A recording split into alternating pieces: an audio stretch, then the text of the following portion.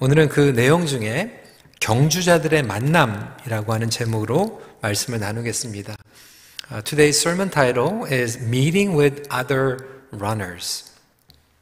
건강한 팀의 비결은 잘 모이는 것입니다. Meeting together is one of the marks for a healthy team. 여러분, 팀 훈련이 매우 중요합니다. 경주를 잘하는 팀은 잘 모여야 합니다. 아무리 개인적인 실력이 뛰어날지라도 팀 훈련에 참석을 하지 않고 그리고 동료들과 겟얼롱하지 못하는 선수들은 경주에 유익하지 못합니다. 개인 플레이를 하는 경우이죠. 제가 고등학교 시절에 한참 그 NBA 프로농구를 많이 봤어요. 마이클 조던 당시이죠. 한 번은 제가 아직도 충격적으로 본 경기가 있는데 아주 중요한 경기였어요. 그런데 한 선수가 그 경기 전에 팀 모임에 참석을 하지 않았습니다. 특별한 이유가 없이 그냥 빠진 거예요. 본인은 실력이 좋으니까 빠져도 된다라고 생각을 했습니다. 네, 경기 내내 코치가 이 선수에게 레슨을 주기 위해서 처음부터 끝까지 그냥 벤치에 앉혀버렸습니다. 방송국에서도 계속 그거에 대해서 조명을 하고 이야기를 하는데 이 한 개인의 선수보다 더 중요한 것이 팀 스피릿이기 때문에 모임에 참석하지 않은 선수는 끝까지 벤치에 앉아서 소중한 레슨을 배우도록 그렇게 코치가 결정을 한 것입니다. 여러분, 운동 선수들만 적용이 되는 게 아니죠. 가정에서 모이는 것 너무나도 중요합니다. 목장 그리고 친구들과의 만남도 마찬가지입니다. 인생을 살아가다 보면 심지어는 친구들과 갈등을 겪게 됩니다. 서운함이 있을 수 있고 오해가 생길 때가 있어요. 그런데 자주 만나는 친구들은 서운함과 오해를 극복하게 됩니다. 그런데 멀리 떨어져 있는 친구 가운데에서는 이 오해와 갈등을 이겨낼 수 있는 힘이 부족하기 때문에 나중에도 계속 거리를 두는 그런 관계들을 많이 경험하게 되죠. 건강한 관계의 공통점은 그래서 모이는 것을 기뻐하는 것입니다. 반대로 건강하지 않은 관계들은 서로를 의식하고 벽을 세우게 됩니다. 교회도 마찬가지입니다. 지난 2년 동안 코로나 때문에 이 공동체가 모이는 것이 쉽지 않았습니다. 락다운 가운데 그래도 모이기에 힘쓴 공동체들이 있어요. 대면으로 모이지 못하면 비대면으로 모이고 또 이렇게 노력하고 모였던 공동체와 그동안에 함께 모이지 못했던 공동체는 영적인 활력이 현저하게 차이를 보여줍니다. 심지어는 할머니, 할아버지하고 만나지 못한 갓난 아이들은요 2년 동안 불편하기 때문에 자주 가지도 못합니다. 피부지라고 얘기해도 만나지 못하면 퀄리티가 떨어지게 되어 있습니다. 한국에 부모님이 돌아가시는데 가지 못한 우리 자녀들 그 안타까운 내용들을 듣게 됩니다. 그래도 그나마 요즘은 페이스타임이 있어서 미국, 캐나다 다 떨어져 있는 자식들이 시간을 맞춰서 카톡으로 영상 채팅을 하고 또 그 가운데에서 임종의 자리를 지키는 그런 얘기들을 들으면 얼마나 그나마라도 감사했을까 또 위로를 받게 되죠. 장례 예배를 참석하지 못한 자녀들 한가운데 있는데 그래도 교회에서 저희들이 함께 장례 그리고 추모 예배를 드리면 몸은 가지 못했는데 목장 식구들이 같이 모여서 위로해 주기 때문에 그것으로 슬픔을 극복해낸 성도님들의 이야기를 듣게 됩니다. 여러분, 그래서 만남과 모임은 너무나도 중요합니다. 사단은 모이는 것을 폐하려고 합니다. 잘 모이지 않는 습관을 기르게 합니다. 25절 말씀입니다. 모이기를 폐하는 어떤 사람들의 습관과 같이 하지 말고 오직 권하여 그날이 가까움을 볼수록 더욱 그리하자. 모이는 것은 거룩한 습관입니다. 반면에 모이지 않는 것은 거룩하지 않은 안 좋은 습관입니다. 우리 안에는 죄의 습관이 있어요. 개인주의, 이기주의, 나에게 편안한 것을 위주로 하는 습관이 우리에게 있습니다. 세상이 주는 유혹이 그래요. 처음에 코로나가 터져서 락다운 되었을 때 많은 성도들이 교회 예배당에 가지 못해가지고 안타까워서 눈물로 하나님께 온라인으로 예배를 드렸다라고 하는 이야기들을 굉장히 많이 들었습니다. 근데 여러분, 인간이요, 편하면 앉으면 눕고 싶고, 그리고 누우면 자고 싶은 게 우리의 인생입니다. 이제 교회에 대면으로 나올 수 있는데도 불구하고 누가 조금만 불편하다 그러면 온라인으로 예배를 드리게 되고, 거리가 조금 멀면, 눈이 오면, 비가 오면, 데일라이트 세이빙이 되면 여러 가지 이유로 우리는 이러한 여러 가지 이유들을 찾을 수 있는 것이 인간입니다. 온라인으로 예배를 드리는 것이 나쁜 것만은 아니죠. 최선은 아니지만 차선이었습니다. 그리고 차선이라도 예배 자리를 지키는 것은 중요합니다. 우리 교회는 지난 2년 동안 온라인으로 예배를 드리는 가운데에서도 어떻게든지 생방송으로 예배를 드리려고 몸부림을 쳤습니다.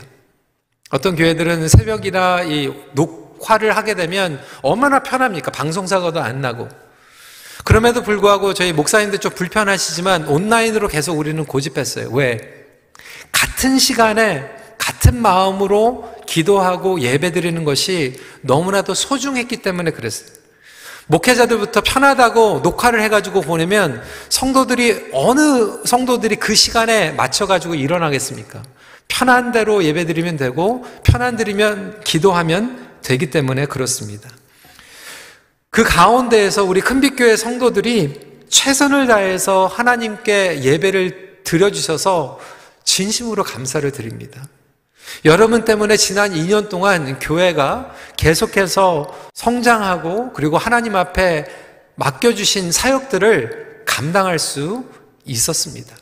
저는 오늘 이 설교를 통해서 대면 예배, 비대면 예배, 이거에 대해서 말씀을 드리려고 얘기하는 것이 아니에요. 그동안 비대면 예배 가운데서도 최선을 다한 성도님들 그 마음을 압니다. 여러분들 격려합니다. 저는 예배 자리에 나와서 5명이 모였던 10명이 나왔던 카메라 앞에서 이제 설교를 하면서 여러분들이 집에서 어떠한 모습으로 예배를 드렸을까 때로는 상상을 하고 합니다. 몸은 함께 하지 못해도 같은 시간에 이렇게 정성으로 예배를 드리는 그 마음들 왜 모르겠습니까? 그럼에도 불구하고 우리가 마음만 모이는 것이 아니라 몸으로 모이는 것은 너무나도 중요합니다. 시대가 발달이 됐고요. 또 많은 회사들이 원격 조정한다, 리모트 플레이스에서 일을 한다고 하지만 여러분 이미 마이크로소프트, 구글, 첨단을 가는 회사들도요, 이제 다시 사무실로 직장으로 모이게 됩니다. 아마존 같은 회사가요, 간부들이 벌써 이미 모이기 시작했어요. 왜? 모여야지 아이디어가 공유가 됩니다. 모여야지 시너지 역할이 일어나게 됩니다. 그래서 물론 모디파이 돼서 반은 출근을 하고 반은 집에서 재택근무를 할지라도 일단은 모이는 것이 너무나도 중요하다고 하는 것을 세상의 직장에서도 깨닫고 있습니다. 믿음의 경주는 공동체가 모여서 하는 것이기 때문에 모이지 못하면 우리는 온전하게 완주할 수가 없습니다. 그래서 오늘은 이 모임에 대해서 말씀을 전할 텐데요. 여러분들 너무나도 많은 포인트가 있으면 기억이 안 될 수 있으니까 2가지만 나누고자 합니다. 오늘은 3포인트가 아니에요. 2가지 포인트인데 why 그리고 what, 왜 모여야 하는가, 그리고 모여서 뭘 해야 되는가, 이 2가지에 대해서 함께 나누겠습니다. 첫 번째로 why입니다. 왜? 서로에게서 힘을 얻게 되기 때문에 우리는 모여야 됩니다. spurring one another 라고 성경은 설명하고 있습니다. 19절 20절 말씀이죠. 그러므로 형제들아 우리가 예수의 피를 힘입어 성소에 들어갈 담력을 얻었나니 그 길은 우리를 위하여 휘장 가운데로 열어놓으신 새로운 살 길이요 휘장은 곧 그의 육체니라. 히브리서 기자는 우리가 예수 그리스도의 피로 힘입어 하나님께 나아갈 수 있게 되었다라고 설명하고 있어요. 복음은 우리로 하여금 하나님께 나아갈 수 있는 능력입니다. 하나님 앞에 나아간다라고 하는 것은 결국 행위적으로 나아가는 것을 얘기하는 것이 아니라 나아가서 뭐 하겠어요? 관계 맺는 거예요. 하나님과 관계. 복음은 이미 제가 몇 주 전에 종교가 아니라 관계라고 말씀을 드렸습니다. 성소에 들어가 하나님을 만나고 관계 맺는 거예요. 성소라고 하는 것은 하나님과 우리 1대1의 개인과의 만남으로 끝나는 것이 아니라 하나님의 백성, 하나님의 자녀들이 함께 가서 하나님을 만나고 서로와 교제하는 것을 의미하고 있습니다. 함께 나아갈 때 우리에겐 큰 힘이 됩니다. 우리 예배 때 우리 할머니, 할아버지도 많이 계시잖아요. 손주, 손녀들 1대1로 불러가지고 같이 서로를 알아가고 사랑을 하는 것도 중요하지만 할머니, 할아버지가 어느 때 기분이 가장 좋습니까? 손주, 손녀들이 다 모여 있을 때. 하나로도 빠져 있으면 빠져 있는 손주 생각나잖아요. 제일 기쁜 것은 1대1로 만나는 것도 기쁘지만 같이 모여서 게더링 하는 것을 할머니, 할아버지들이 가장 기뻐합니다. 저희도 이제 첫째와 둘째가 기숙사에 딴 데 나가서 사는데 첫째 오면 반가워요. 그런데 첫째 오면 둘째 생각나고요. 둘째 오면 반가운데 또 첫째 생각나는 거예요. 하나님 앞에 예배를 드리는 것이 우리가 1대1로 만남도 의미를 하고 있지만 하나님의 자녀들이 함께 공동체로 모여서 성소로 들어가는 예배를 뜻하고 있는 것이죠. 왜 그럴까요? 첫 번째 큰 A는 저와 여러분들이 관계적인 존재이기 때문에 그렇습니다. For we are relational beings.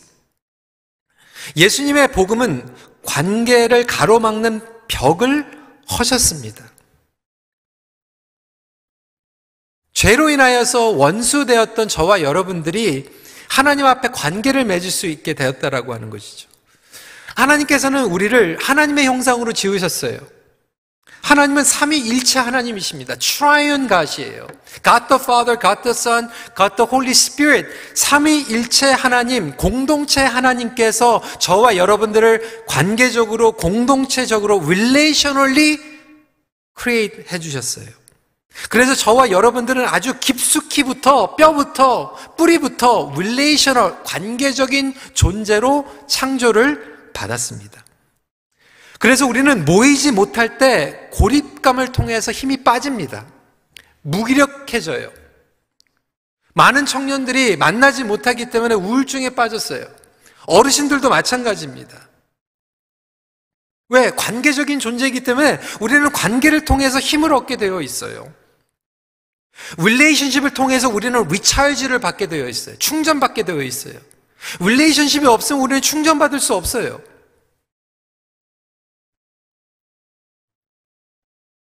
지난 2년 동안 요양원에 계셨던 우리 어르신들, 저희가 방문을 하니까요, 2년 동안 얼마나 건강이 안 좋아지셨는지요.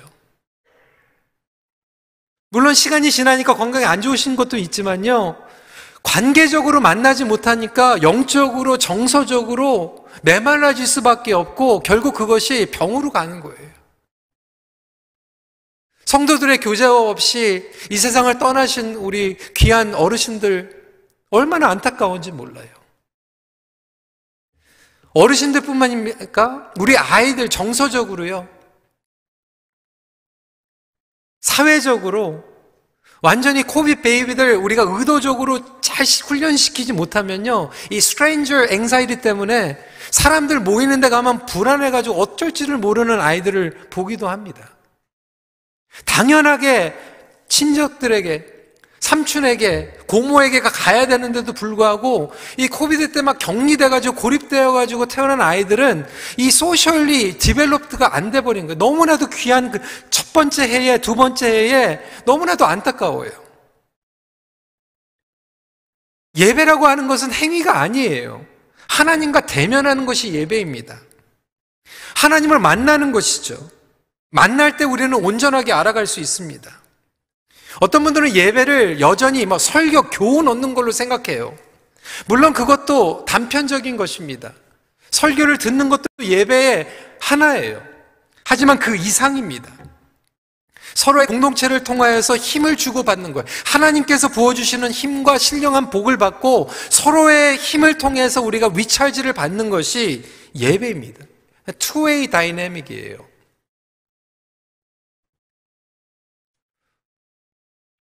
지난 2년 동안 한 번도 얼굴을 뵙지 못했던 성도님들이 돌아오기 시작하면서 제가 얼마나 주일이 기다려지고 감사한지, 저는 막 기뻐 뛰면서 집사님 잘 지내셨어요? 너무 반가워요. 보고 싶었어요. 그러면 열이면 열 다 이렇게 얘기했어요. 저는 목사님 매주 봤어요. 알아요. 근데 저는 못 봤어요. 그 원웨이 릴레이션십 가지고 자꾸 그게 릴레이션십이 아니라는 거죠. 뭐 TV로 보면 제가 여러분만 쳐다보고 설교를 했는지 모르지만 저는 안 그랬어요. 이게 원웨이 릴레이션십, 온전한 릴레이션십이 아니죠. 저와 제 아내가 이제 결혼을 하고 LA로 유학을 갔습니다. 7년 동안 그곳에서 공부를 했어요. 저희 첫째 딸이 LA에서 태어났고 둘째 딸도 LA에서 태어났는데 특히 첫째가 태어났을 때 저희 부모님이 얼마나 기쁘셨겠어요. 첫째, 제가 이제 큰 아들이고 그리고 첫째가 태어났으니까 첫 번째 그랜차일드가 생긴 거잖아요. 저희 부모님 컨비니언스 스토어 하시느라고 휴가도 없으시고 LA에 못 오셨어요. 저희 어머님은 오시고. 아버지께서 그 손녀딸이 얼마나 보고 싶으셨겠어요. 그때는 카톡도 없고 페이스타임도 없었어요. 그래서 제 아내가 비디오 테이프를 찍어가지고 비디오 테이프를 소포로 보냈어요. 저희 아버지께서 가게 문만 닫고 집에 오시면 그거를 틀어놓고 주무시는 거예요. 브레이크 타임이 있으면은 손녀딸 보고 싶어가지고 비디오 테이프 보고 주무시는 거예요. 너무 많이 보셔가지고 비디오 테이프가 닳아버렸어요. 다시 보내달라고 그래가지고 보내드렸어요. 여러분 상상이 가십니까? 저희가 휴가를 맡아가지고 오래간만에 토론토에 왔습니다. 저희 아버지가 너무나도 좋아가지고 그냥 끌어안았어요. 저희 딸이 어떻게 반응했을까요? 울어버렸습니다. 이 누구예요? Stranger!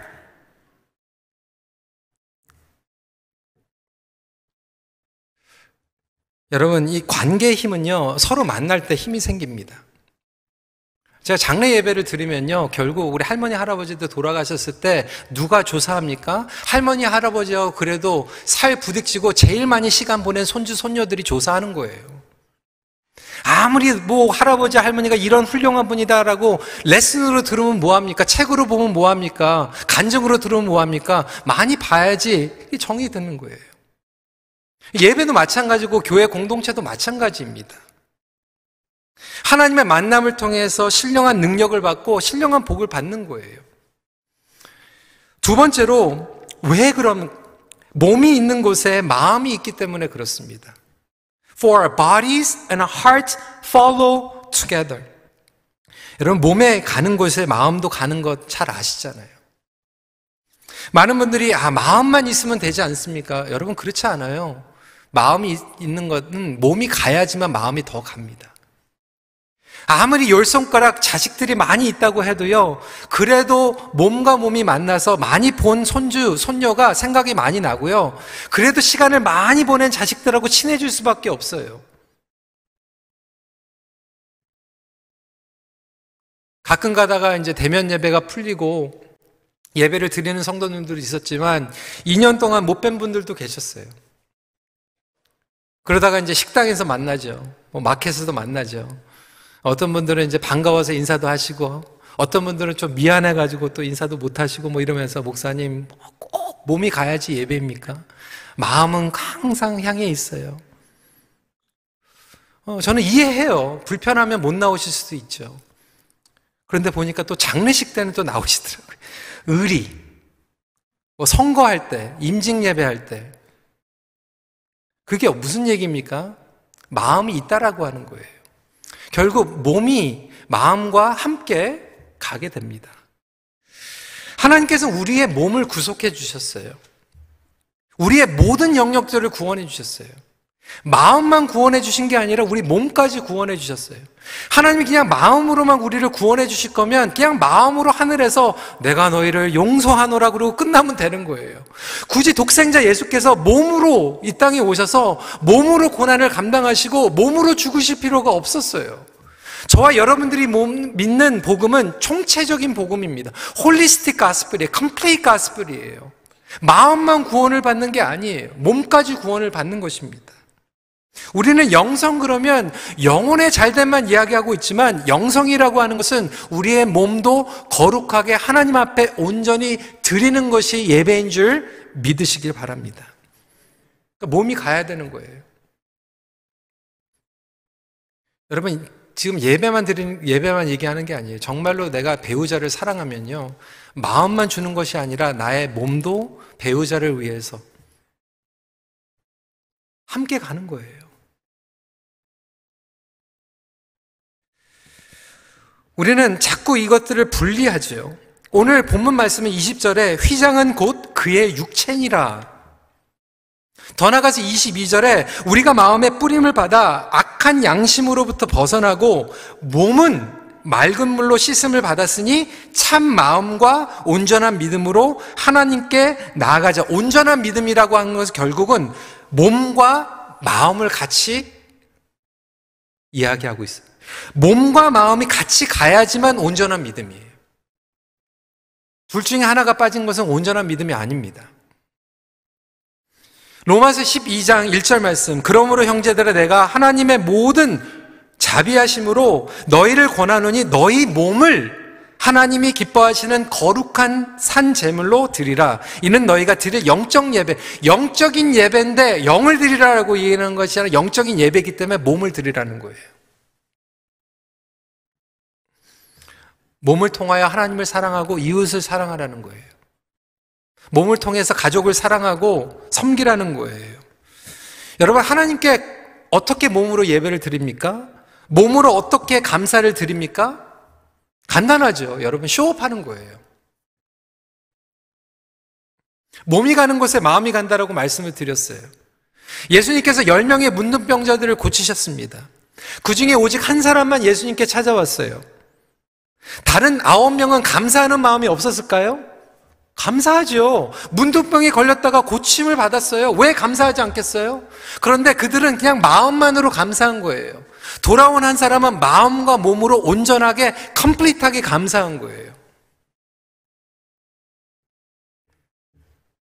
이 몸이 따라간다라고 하는 것이 이러한 의미를 가지고 있습니다.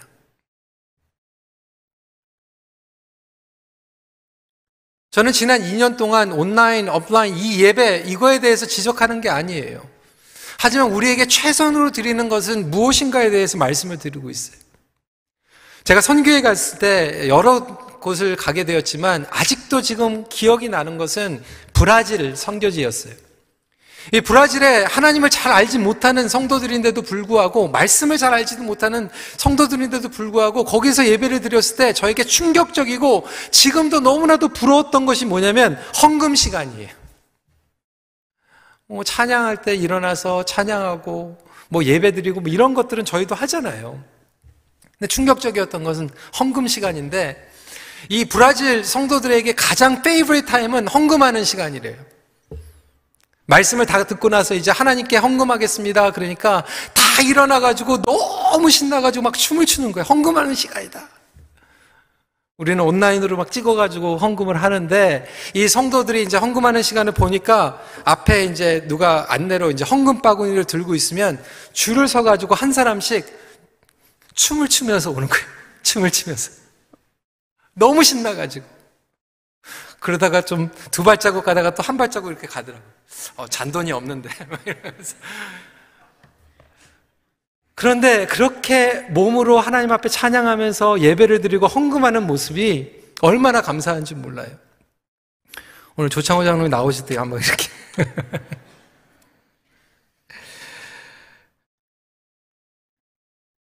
선교지도요. 우리 선교사님들 이번에 선교사 대회를 했지만 우리 목회팀에서 선교위원회에서 선교사님들 사역하시는 데 방문했잖아요. 우리 정태호 선교사님, 권사님 어려운 가운데에서 아프간에 계셨거든요. 그때 한참 이 탈레반 때문에 막 선교사님들 나오고 있을 때 그분들이 계셨어요. 그때 저도 그렇고 우리 EM에서 장로님이 같이 그곳에 들어가게 되었어요. 많은 성도들이 목사님 위험합니다. 제 아내도 굉장히 그것 때문에 불안해했어요. 2주 동안 금식했어요. 근데 제가 성도들에게 그리고 제 아내가 그렇게 얘기했어요. 내가 못 가면 어떻게 그곳에 선교사님 선교지를 보낼 수 있냐. 아르헨티나도 그렇고 연변도 그렇고 말라위도 그렇고 멕시코도 그렇고요. 직접 선교지에 갔다 오면요, 마음이 따라갑니다. 어떻게 기도해야 되는지 구체적으로 기도 제목이 막 절로 나오게 돼요. 우리 교회에서 인도에 후원할 때, 말라위 후원할 때 왜 27팀, 새생명팀이 왜 그렇게 정성 들어서 하지 말라고 해도 합니까? 갔다 와봤기 때문에 그래요. 몸이 가니까 마음이 가는 거예요.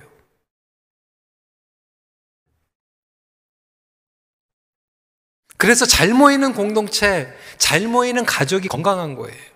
부흥을 경험합니다. 열정이 옮겨지게 됩니다. 여러분, 사회적 거리, 이 소셜 디스턴싱이 스피리추얼 디스턴싱이 되지 않도록 영적으로 싸우시기를 주님의 이름으로 도전합니다. 사회적 거리가 영적인 거리가 되면 안 되는 거예요. 그래서 저와 여러분들은 마지막까지 끝까지 몸부림을 치면서 거룩한 습관을 만들어내야 됩니다. 왜? 이러지 않으면 우리가 영적으로 죽기 때문에 그래요. 제가 이세 목회를 지금 20년 넘게 하고 있습니다. 아이들이요, 교회에서 잘 자라다가 여러 번 말씀드렸죠. 대학교 가고 청년 때 교회 떠나는 친구들 많아요.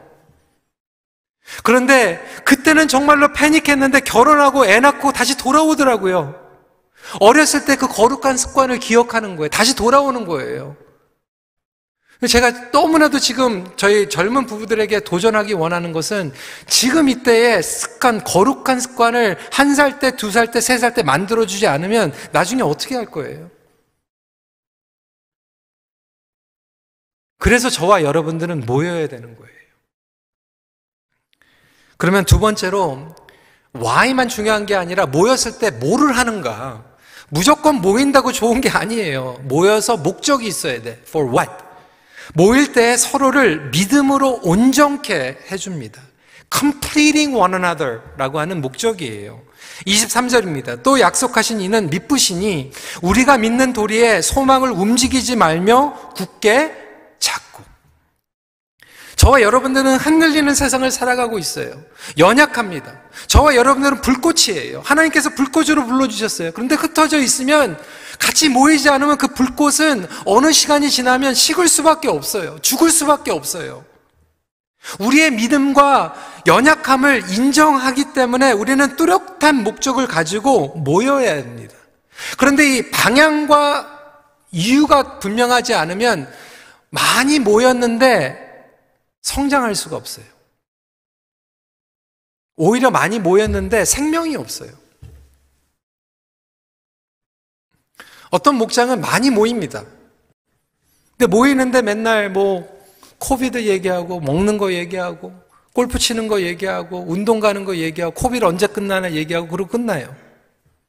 물론 처음에 만나면 오리엔테이션으로 그런 얘기 해야 되겠죠. 그 다음 단계로 넘어가야 되는데 3년이 넘어도 그 얘기 벗어나지를 못하는 거예요.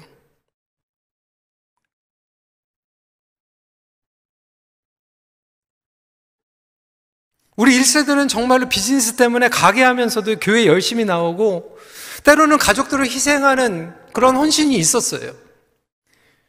근데 우리 2세들 보니까요, 정말로 그거에 뒤어서 그런지 트라우마가 있어서 그런지 매일 패밀리 디너 먹는데, 패밀리 디너.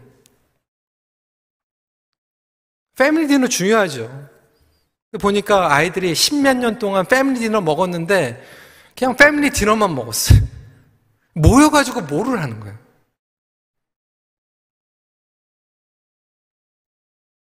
나의 필요와 욕구를 채우는 것으로만 끝나는 게 아니죠. 모였을 때 방향이 있어야죠. 성장이 있어야죠. 그러면 모여서 뭐를 하는가? 첫 번째로 하나님을 온전히 알아가기 위해서 우리는 모여야 됩니다. 저와 여러분들은 한계성을 가지고 있어요. Incomplete understanding of God. 몇 주 전에는 말씀드렸지만 많은 분들은요, 하나님을 아는데 왜곡되게 알고 계시는 분들도 있고요. 어떤 분들은 바로 알고 있는데, 말씀대로 알고 있는데, 여전히 부분적으로만 알고 있어요. 이곳에 하나님을 나는 다 알고 있다라고 하는 분 계십니까? 없어요. 저도 하나님 다 몰라요. 어떻게 제가 다 압니까? 저는 한계되어 있어요. 저는 리미트 되어 있어요. 평생 하나님을 알아가도 그 근처에 못 가요. 리미트 되어 있어요. 이론적으로는 깨달을 수 있을지 모르지만 다 깨달을 수 없어요. 그러다 보니까 나 혼자 하나님을 알아간다라고 하는 것은 결국 한쪽으로 치우치는 거예요. 이번에 선교사 대회를 하면서 저는 선교사님들 이야기를 들으면서 얼마나 감사했는지 몰라요. 왜? 제가 알고 있는 하나님은 지난 2년 동안 코비드 가운데에서 대면 비대면 막 씨름하면서 하나님을 알아갔어요. 그런데 선교사님이 돌아오니까 그 코로나 가운데에서 중국 땅에서 아르헨티나 땅에서 선교지에서 고생하면서 경험한 하나님에 대해서 전해주시니까 내가 경험한 이 코비드 가운데에서 경험한 하나님보다 더 놀라운 하나님을 알게 되는 거예요. 이번에 세미나 하면서 홍현미 목사님께서 선교사님들에게 같이 나눴는데 제게 위험한 게 뭐냐면 나는 성경만 볼 거야. 굉장히 거룩한 것 같은데 성경만 보는 건데 개인적으로 깨달으니까 한쪽에 치우치는 거죠. 여러분 성경만 보지 마세요. 주석도 보셔야 되고요. 다른 사람들의 해석도 공부해야 되고요. 다른 사람들이 성경 공부한 것도 들어야지 균형을 맞추면서 총체적으로 성장하는 거예요. 여러분 모하멧이요 하나님 알기 위해서 혼자서 광야로 갔다가 이상한 계시를 받았어요. 그러니까 혼자 가가지고 돛 닦는 사람이 제일 위험한 거예요. 같이 들어야 되는 거예요. 나에게 편한 것, 내 귀에 들어오는 것만 들어가지고는 여러분 우리는 편협적으로 성장할 수밖에 없어요.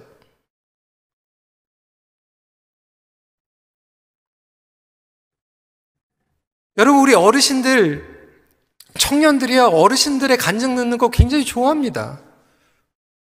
선교사대회에서 우리 시니어 선교사님들이 간증하는데요 선교위원회 우리 젊은 청년들이 그거를 계속해서 끝까지 귀담아 듣더라고요. 우리 청년들이 예배 같이 어른들하고 드리면서 요즘 집사님들 중에서 초원직이 돼가지고 집으로 우리 목자들 불러가지고 먹여주시고 인생 멘토링 해주시는데 우리 청년들이 그게 제일 좋대요. 자기들끼리만 있는 걸로 성장하는 게 아니라 어른들 얘기를 듣고 싶은 거예요. 청년들이 아는 하나님, 그뿐만이 아니라 어르신들이 경험한 하나님을 들어야지만 우리는 제대로 성장할 수 있어요. 어르신들도 마찬가지입니다. 어떤 분들은 막 불평하잖아요. 예배 때 자꾸 일어나라고 그러냐고. 일었다가 앉았다가 막 훈련시키는 거냐고. 여러분 우리 청년들은 뭐라고 대답하는지 알아요? 하나님께 나와가지고 정말 1시간 반 동안 서 있어도 서가지고 찬양해도 합당하신 하나님인데 목사님 한 곡 두 곡 일어나서 찬양하지 말고 정말 막 한 30분 일어나가지고 찬양하고 싶어요. 불편하신 분들은 앉아서 찬양하시고요. 일어났을 때 불편해하지 마세요. 아, 나는 일어나지 못하지만 당신들이라도 일어나가지고 나 대신 2배로 3배로 일어나가지고 하나님 찬양해 주세요. 이렇게 축복하는 게 정상이라는 거예요. 제가 세례문답하면서 너무나도 지금도 충격적이고 기억에 남는 게 뭐냐면 저는 세례문답을 할 때 세례 받으신 분들에게 질문을 합니다. 당신은 어떻게 예수님을 만났어요? How did you come to know Christ? 여러분 이런 질문이 중요한 거 아닙니까? 목장에서도 만났을 때 막 날씨 얘기하고 코로나 얘기하고 그런 것도 중요하지만 몇 년 동안 모였으면 최소한 목장에 있는 사람들이 어떻게 예수님을 만난지는 들어봐야 될 거 아니에요. How did you come to know Christ? 저에게 기억에 나는 게요. 지난 작년에 고등학교 학생 10여 학년, 지금은 대학교에 갔어요. 학생들이 이제 다 돌아가면서 제가 질문을 How did you come to know Christ? 예수님을 어떻게 만났어요? 그리고 딱 마치려고 했는데 한 아이가 물어보는 거예요. Pastor Jason, how did you meet Christ? 얼마나 기특한지. 목사님은 어떻게 예수님 만났어요?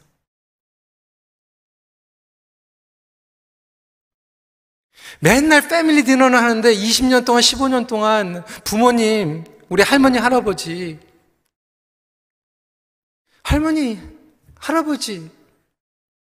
어떻게 예수님 만났어요?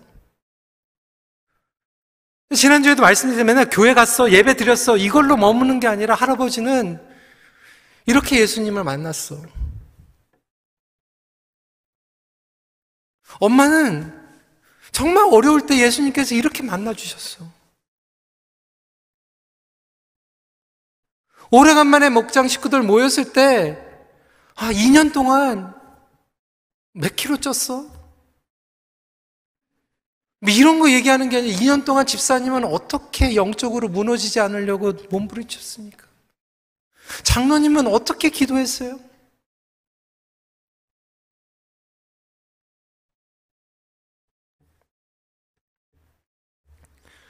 청년들은 어른들한테 얘기 듣고, 어른들은 청년들 얘기 좀 듣고. 저는 이 KM과 EM 동시에 목회하니까 얼마나 감사한지 몰라요. 왜? 이게 딱 터지니까요, KM에서 반응하는 거하고 EM에서 반응하는 거 다 달라요. 야, 희한하더라고요. 근데 그걸 통해서 KM이 낫지, EM이 낫지 그렇게 생각한 적 없어요. 야, 둘 다 배워야 되는구나.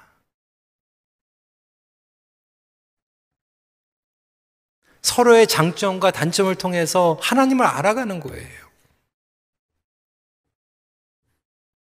나와 다른 부분에 하나님을 만난 것들을 통해서 내가 하나님을 더 온전히 알아가는 거예요. Knowing God better. 이러기 위해서 우리가 모이는 거예요. 두 번째로 서로를 온전히 돌보게 됩니다. Serving one another better. 24절 말씀이에요. 서로 돌아보아 사랑과 선행을 격려하며. 하나님께서는 저와 여러분들에게 신령한 은사를 부어주셨습니다. 그 은사는 우리가 섬길 때 살아납니다. 섬김을 통해서 공동체가 살아나고 상대방이 살아날 뿐만이 아니라 내가 살아나는 거예요. 나의 은사와 재능을 통해서 보람을 느끼게 됩니다. 그래서 이 코비드 가운데에서도 도시 선교 갔다 오신 분들 살잖아요. 보람을 느끼잖아요. 선교지 갔다 오신 분들 보람을 느끼는 거거든요. 저희 교회도 보면요, 세교위원회, 세교들이 제일 잘 섬기세요. 오래됐다고 잘 섬기는 게 아니더라고요. 결국 자기에게 주신 은사와 달란트를 사용하면 내가 살아나는 거예요. 내가 드라이브 하는 거예요. 목장에서도요, 여러분, 목자들이 열심히 뛰는 것도 중요하지만 목원 식구들이 살려면 목원 식구들에게 분담을 해줘야 돼요. 그래야지 보람을 느끼고 옵니다. 그 중에서 가장 온전히 섬기기 위해서 뭘 해야 됩니까? 리스닝 하는 거예요, 리스닝. 그게 가장 잘 섬겨주는 거예요. 이번에 선교사 대회 가가지고 우리 선교위원회에서 선교사님들 위로해드리고 맛있는 것도, 그리고 또 나야가라 또 여러 번 막 계속 왔다 갔다 하고 밤에도 뭐 수고들 하셨어요. 그런데 넘버원으로 우리가 작정을 하고 간 건 뭐냐면 선교사님들의 이야기를 들어주자. 들어주는 게 가장 큰 섬김입니다. 한 번은 젊은 커플이 자꾸 이렇게 막 부부싸움을 하는 거예요. 남편이 출장을 자주 간대요. 갈등이 일어난다라고 하는 거예요. 그래서 신방을 했습니다. 그 와이프의 얘기를 들었어요. 들어보니까 갈등의 요소는 출장을 자주 가기 때문에 싸우는 게 아니었어요. 출장을 갔다 오는 거는 이해하는데 갔다 와서 좀 얘기하고 싶은데 얘기를 안 하는 거예요. 들어주길 원하는데. What happened? 내가 가 있는 동안 뭘 배웠어? 뭘 느꼈어? 가서 어떤 것들을 경험했어? 가장 큰 섬김은 결국 들어주는 거예요. 경청하는 거예요. 나의 몸, 정신, 그리고 영적으로 그 사람의 세계로 들어가는 것이죠. 여러분, 예배를 통해서도 우리가 하나님을 섬기는 게 바로 그러한 의미입니다. 여러분, 최고로 우리가 하나님 앞에 예배를 드리는 것은 아멘하고 화답하는 거예요. 할렐루야 하나님 찬양하는 거예요. 이것이 우리의 삶 가운데에서도 일어나게 되길 주님의 이름으로 축원합니다. 부부 생활에서도 마찬가지예요. 어떤 부부들은 그냥 계속 얼굴 맛보고 그냥 같이 저녁 먹고 같이 살아요. 그런데 가까이 느끼지를 못해요. 왜? 가까이 살아가면 뭐합니까? 하나님을 같이 알아가고 서로를 섬겨야 되는데 몸만 있어서 되는 게 아니라 모여서 뭐를 하는가? 가족들 패밀리 타임 하세요, 여러분. 그런데 모이면 인텐셔널하게 퍼포스를 가지고 모이세요. 어떤 분들은 바빠가지고 패밀리 디너 일주일에 한 번밖에 못 할 수도 있어요. 근데 어떤 가족은요, 많이 모이는데 커넥트가 안 되고요. 어떤 분은 가끔 만났는데 커넥션이 일어나요. 왜 그럴까요? 목적이 있기 때문에. 여태까지 목적이 없이 막 모였으면 이제 목적을 두시길 바랍니다. 우리는 하나님을 알기 위해서 모이는 거고 서로를 섬기기 위해서 모이는 거다. 상대방에게 뭐가 필요한 것을 알고 경청하는 것이 가장 중요한 부분이죠. 말씀을 정리합니다. 여러분, 복음은요, being으로 끝나지 않고 doing과 함께 갑니다. being이 없는 doing 온전하지 못하고요. doing이 없는 being도 온전하지 못해요. 우리 하나님은 우리와 함께 하십니다. being으로 함께 하세요. 하지만 그것을 몸으로 보여주셨어요. doing으로 확증해 주셨습니다. 복음은 being으로 끝나는 게 아니에요. doing과 함께 갑니다. 몸으로 함께 갑니다. 여러분, 이제 지난 2년 동안 저희들은 많이 힘들었습니다. 저도 어떻게 해야 되는지 모르고 막 정신없이 지나갔어요. 자잘못 얘기하는 게 아니에요. 그것은 이제 하나님 앞에 올려드리고 이제 앞으로 저와 여러분들은 다시 거룩한 습관을 훈련해야 됩니다. 여러분, 가족들 다시 훈련해야 돼요. 만나세요. 목장 다시 위그룹 하세요. 교제 가운데 위그룹 하세요. 그동안 부모님들 못 뵀으면 가세요. 인사하세요. 최선을 다해서 우리가 같이 만났을 때 이게 힘이 되고 결국 하나님을 온전히 이어가는 믿음으로 됩니다. 모이는 것은 역동적으로 믿음의 경주를 감당하기 위한 훈련입니다. 같이 따라해 주시기 바랍니다. 모여야 산다. 모여야 삽니다. 모이는 습관이 무너져 있었다면 다시 결단하고 리셋하는 동역의 공동체가 되기를 바랍니다. 온전한 교제만이 영적으로 사는 비결입니다. 같이 기도하겠습니다. 여러분, 이 모임에 대해서 여러분들에게 말씀을 드린 거는요, 저를 위해서도 아니고 교회를 위해서도 아니에요. 지난 2년 동안 교회는 온라인으로 모여도 사실 너무나도 아름답게 은혜 가운데 하나님께서 다 채워주셨어요. 저를 위해서도 아니에요. 다시 숫자, 이게 중요한 게 아니에요. 여러분, 여러분들이 살아야 되기 때문에, 여러분들의 가족이, 여러분들의 목장이 살아야 되기 때문에, 궁극적으로 여러분들의 영혼이 살아야 되기 때문에 이 방법밖에 없는 거예요. 그동안에 무너져 있었던 모든 것들 하나님께서는 다 아세요. 그 자잘못 얘기할 필요도 없을 것 같아요. 하지만 이제 우리가 리그룹하고 나아갈 때 여러분, 교회 공동체뿐만이 아니라 이 시간에 여러분 가정을 위해서 좀 기도했으면 좋겠어요. 여러분 가족들이 많이 만났습니까? 하나님께 감사하세요. 만나서 뭐 하셨는지. 혹시 만남 가운데서 조금 방향을 좀 다시 바로 정할 부분들이 있다라면 이 시간에 결단하세요. 하나님, 우리가 모였을 때 이러한 부분들이 방향이 좀 다시 바뀔 수 있도록 도와주세요. 우리 목장이 모였을 때 그냥 모이는 게 아니라 이러한 목적을 갖게 해주세요. 하나님, 나의 무너져 있었던 그런 영역들이 회복되게 해주세요. 우리 시간에 함께 기도하는 시간 갖도록 하겠습니다. 기도하시겠습니다.